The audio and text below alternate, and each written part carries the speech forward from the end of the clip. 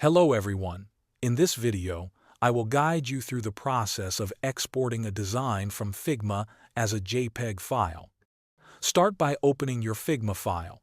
Make sure the frame, artboard, or specific element you want to export is selected. If nothing is selected, Figma will not know what part of your design to export. You can select by clicking directly on the frame in your workspace or by choosing it from the Layers panel on the left side. Once your selection is ready, look over to the right-hand side of the screen. At the bottom of the Properties panel, you will find the section called Export. Click the plus icon to add an export option. By default, it may be set to PNG, but you can change this. Click on the drop-down menu and choose JPEG from the list of available formats. You can also adjust the export settings here.